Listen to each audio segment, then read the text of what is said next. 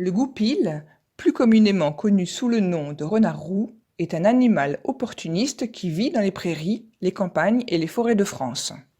En 2016, son statut change.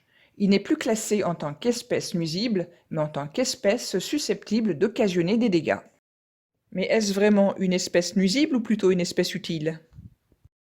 Ni l'un ni l'autre, en fait. Je pense que c'est une espèce sauvage et que on ne doit pas lui mettre des adjectifs de la sorte, ça sert à rien. S'il faut vraiment en mettre un, bien évidemment que le renard n'est pas une espèce nuisible.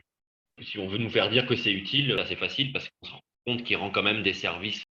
On se ramène toujours à la même définition de nuisible, que ce soit le statut de nuisible ou le statut d'ésode. Prendre des pincettes quand on parle d'espèce nuisible, c'est-à-dire l'espèce est nuisible, mais par rapport à quelle espèce? La nature ne crée pas d'espèce nuisible. On cherche un prétexte pour tirer sur le renard pour le tuer. Il est, je dirais pas utile, mais nécessaire à notre écosystème. Menacé par les chasseurs, son statut en fait une espèce à éliminer. De ce fait, toutes les méthodes de chasse sont autorisées, et ce toute l'année sans limite de nombre. On est piégeur agréé, mais on ne piège pas et on n'est pas forcément d'accord avec la chasse au renard ou le piégeage du renard. L'année dernière, il y a un élève qui a passé son rapport bac sur justement le renard.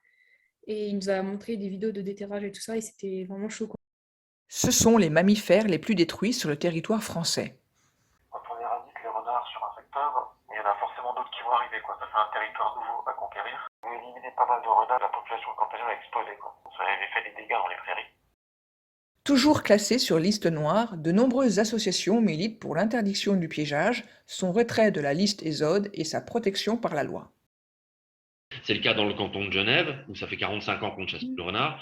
Et c'est le cas au Luxembourg, où ça fait un peu plus de 5 ans qu'on ne chasse plus le renard aussi. On se rend compte qu'il n'y a pas de surpopulation. Il n'y a pas plus de maladies, il n'y a pas plus de prédation qu'ailleurs. Les populations sont stables. De nombreux arguments sont en sa défaveur.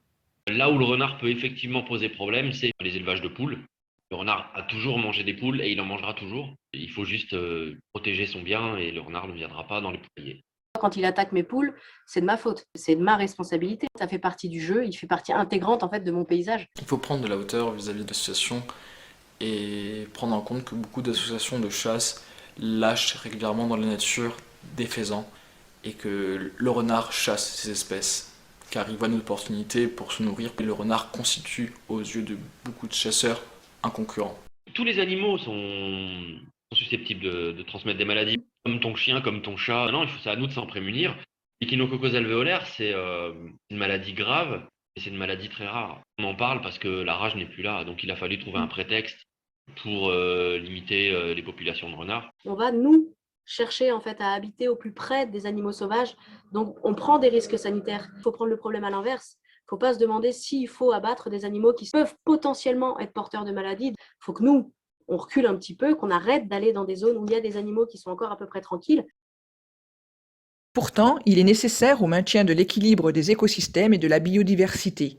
Ce prédateur a un rôle de régulateur naturel et chasse les rongeurs qui peuvent être porteurs de la maladie de Lyme et causer du tort aux agriculteurs et à leur culture. Il permet ainsi de limiter l'utilisation de pesticides et de produits chimiques et par la même occasion de faire des économies.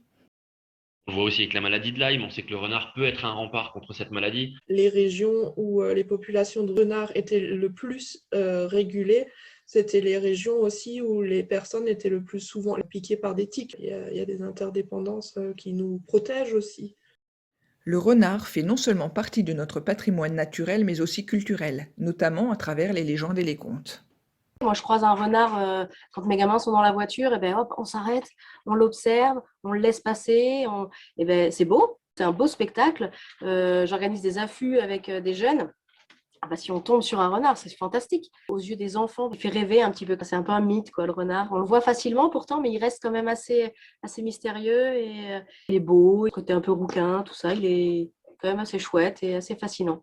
Il y a des belles histoires autour du renard. Nous vivons sur la même terre avec ces animaux et il est tout à fait normal qu'il y ait des interactions entre nous. Chaque espèce a son rôle à jouer et je pense qu'il est tout à fait possible de vivre en juste équilibre. Il est hyper opportuniste. Il a justement réussi à s'adapter à toutes les conditions qu'on lui a fait vivre et qui ne sont pas faciles. À partir du moment où il est là, il doit être là et qu'il y a forcément des intérêts à partager le milieu avec lui.